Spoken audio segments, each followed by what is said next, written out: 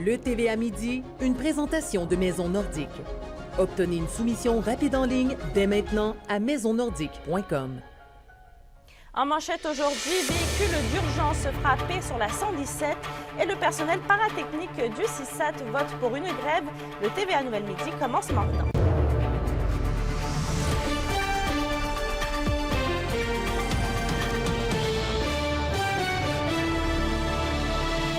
Bonjour tout le monde et merci de nous avoir choisis. On commence avec les faits divers. Une femme de 35 ans a été arrêtée hier à la suite d'une perquisition de la Sûreté du Québec sur la 14e avenue à Sainte-Terre. Les policiers ont mis la main sur du cannabis illicite, des comprimés de méthamphétamine, de la cocaïne, mais aussi du matériel servant à la vente de stupéfiants. La dame a été mise en état d'arrestation puis a été libérée. Elle devrait revenir en cours à une date qui n'est toujours pas connue. La sécurisation de la 117 est toujours d'actualité. Dans les dernières semaines, un véhicule d'urgence a été percuté à un passage à niveau sur la route 117 entre Rouyn-Noranda et Val-d'Or. Même si l'employé de transport médical a bien fait son arrêt obligatoire au passage, il s'est fait heurter par un automobiliste qui le suivait de près. C'est la deuxième fois en 6 mois qu'un pareil incident se produit sur un véhicule adapté. Le sergent Jean-Raphaël Drolet a fait une capsule sur SQTV sur les incidents. La sergente Nancy Fournier, de son côté, rappelle que les automobilistes doivent rester vigilants en tout temps. Il faut que les gens prennent conscience qu'effectivement, il y a des véhicules qui ont l'obligation de s'immobiliser au passage à niveau. Donc, c'est aux gens de faire attention, de ralentir, de ne pas suivre de trop près l'autre véhicule en face d'eux. Ensuite de ça, bien, c'est sûr que lorsqu'ils voient qu'il y a un passage à niveau, bien, c'est d'avoir en tête qu'effectivement, il peut y avoir un ralentissement ou même un arrêt de la circulation, là. Puis surtout, éviter les distractions. Après le syndicat de l'enseignement de la Gamésie et de l'Abitibi-Témiscamingue, la CSN a voté un mandat de grève pouvant aller jusqu'à la grève générale illimitée. Les membres se sont prononcés à 98% en faveur d'une grève.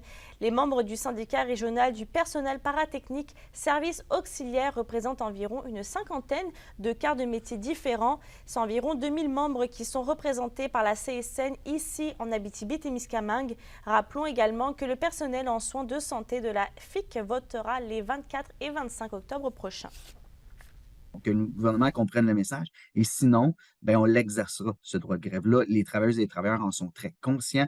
Lorsqu'on a fait les présentations, lorsqu'on a fait les discussions, on leur a dit, on ne fait pas cette grève-là pour ne pas la faire. On espère ne pas en venir là, mais s'il faut le faire, on va le faire. Ce combat-là, on le mène pour nos réseaux. On le mène pas juste pour le gain personnel. Ce serait vraiment absurde de ne pas le souligner.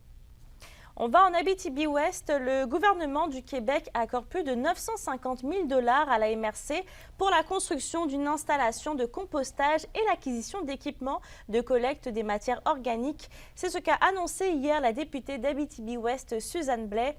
L'objectif, c'est de récupérer les matières organiques des citoyens, des industries, des commerces et des institutions dans la MRC d'Abitibi-Ouest.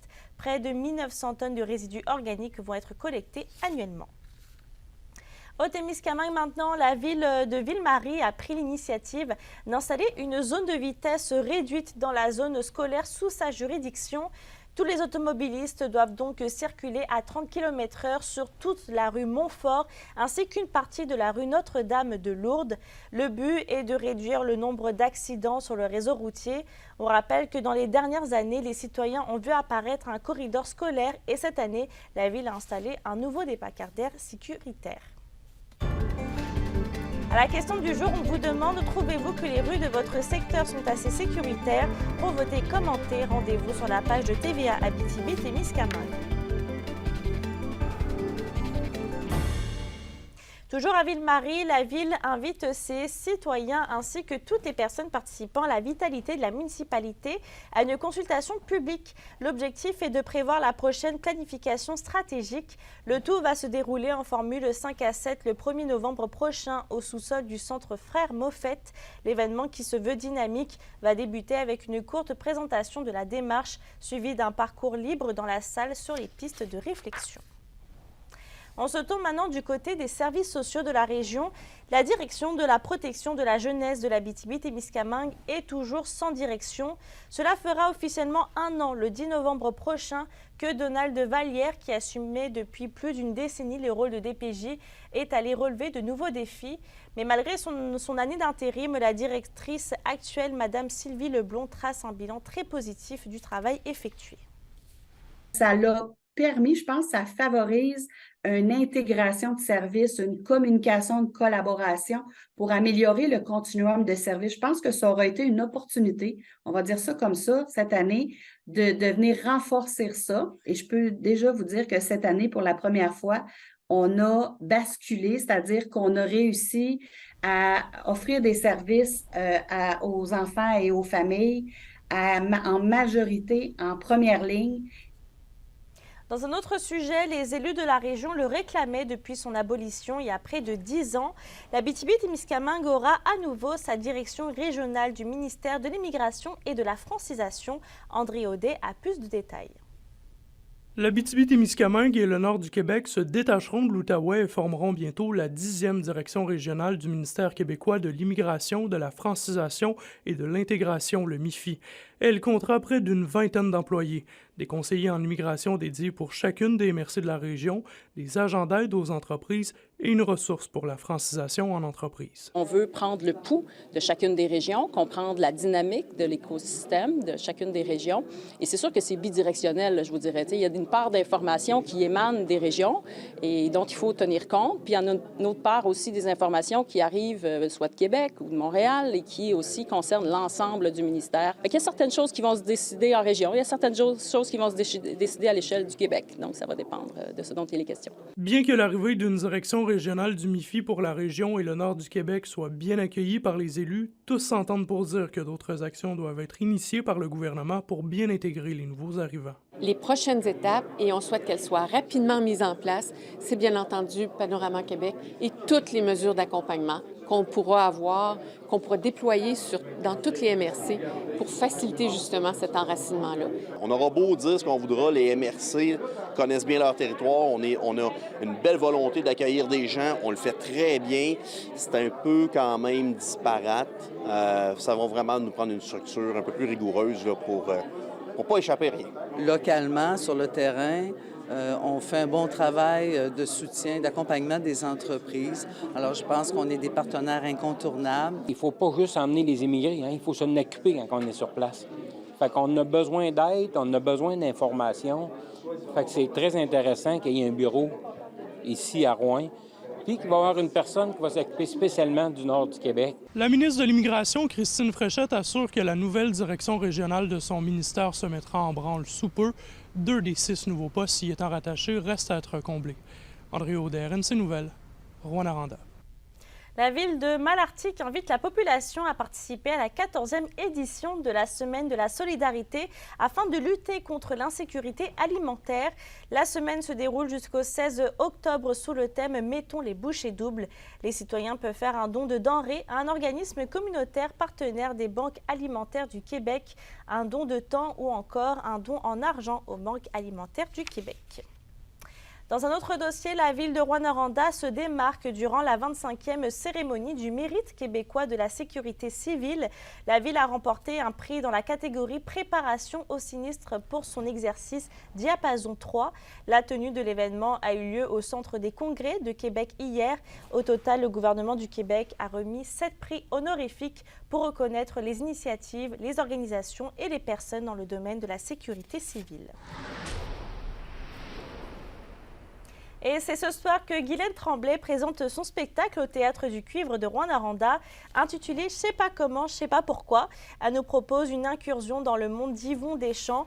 Elle nous promet un spectacle en paroles et en chansons qu'elle désire faire depuis fort longtemps. La mise en scène est confiée à l'homme de théâtre bien connu Michel Poirier et la direction musicale au réputé Jean-Fernand Girard. Elle sera de passage demain au Théâtre Télébec de Val-d'Or. Les Huskies et les Foreurs sont de retour à la maison pour 2 parties en fin de semaine, samedi et dimanche. Les 2 formations juniors majeures de l'Abitibi-Témiscamingue vont recevoir la visite des Eagles du Cap-Breton et des Sea Dogs de Saint John.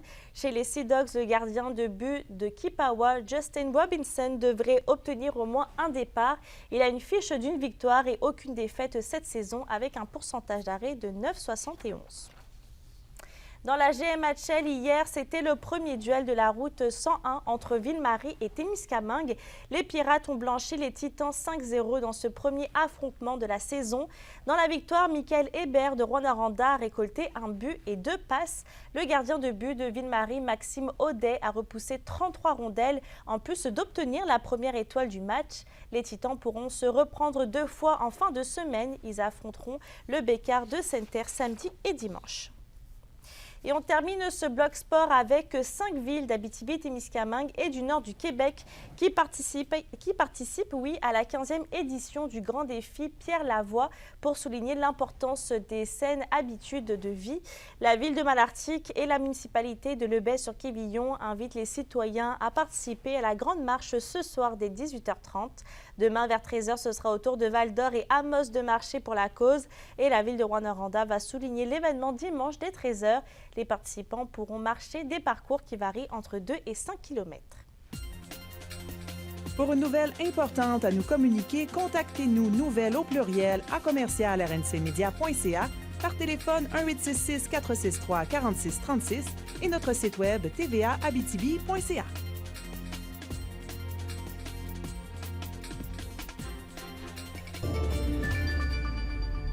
À la météo aujourd'hui, le temps gris reste dans la région. On s'attend à des nuages avec un 30% de probabilité d'averse. Et côté température, il fait un minimum de 10 et 11 degrés. Pour ce soir et cette nuit, ça va être généralement nuageux avec encore un 30% de probabilité d'averse. On aura aussi des nappes de brouillard se formant au cours de la nuit. Il va faire un minimum de 4 et 6 degrés. Merci d'avoir été avec nous ce midi. N'oubliez pas qu'on est sur YouTube et XTVA Abitibi-Témiscamingue. Je vous souhaite de passer une bonne journée puis on se retrouve tout à l'heure.